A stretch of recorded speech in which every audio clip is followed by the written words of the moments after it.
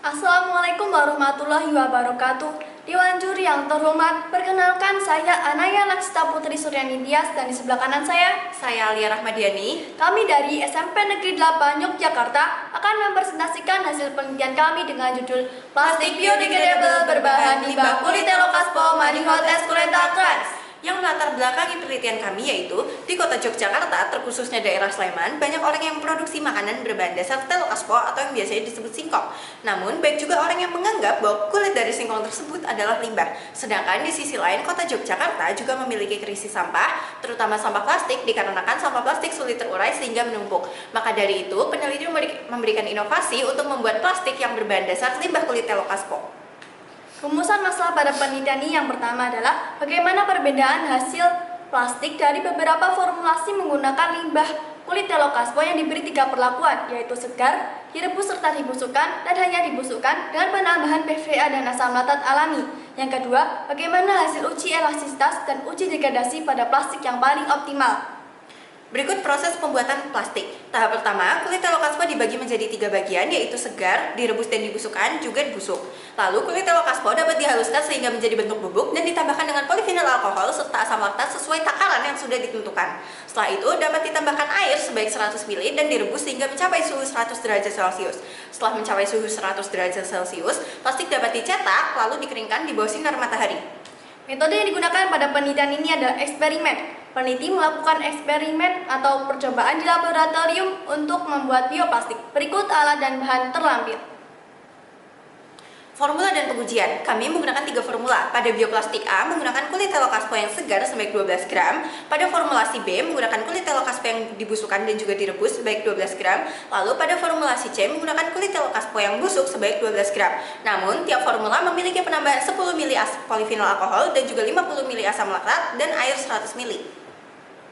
Hasil perbandingan komposisi plastik. Karakteristik bioplastik komposisi A menghasilkan plastik yang sulit mengering, lengket di tangan, dan berbau menyengat. Karakteristik bioplastik komposisi B menghasilkan plastik yang kuat tetapi tidak lentur dan berbau menyengat. Karakteristik bioplastik komposisi C menghasilkan plastik yang mudah mengering, lentur, kuat, dan tidak berbau menyengat.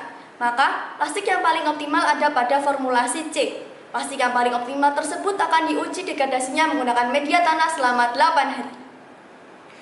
Berikut hasil pengamatan bioplastik menggunakan mikroskop cahaya dengan perbesaran 100 kali.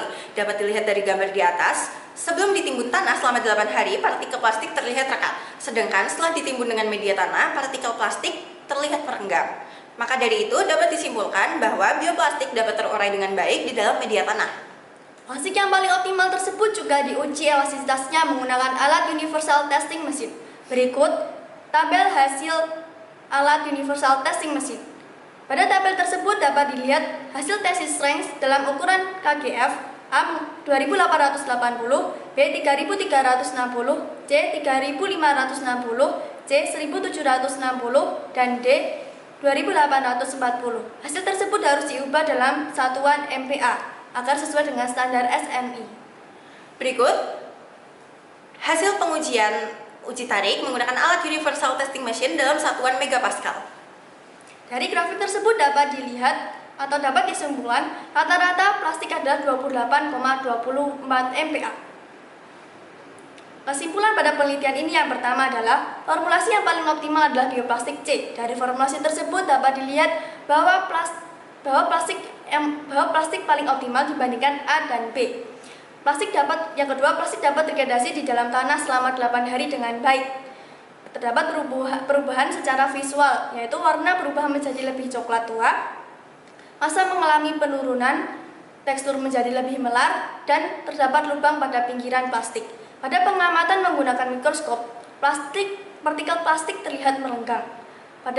Pada pengujian, terdapat hasil tensile strength atau rata-rata hasil tensile strength sebesar 28,24 MPa. Hasil tersebut sesuai dengan standar SNI karena standar SNI adalah 24,7 hingga 302 MPa. Demikian presentasi dari kami.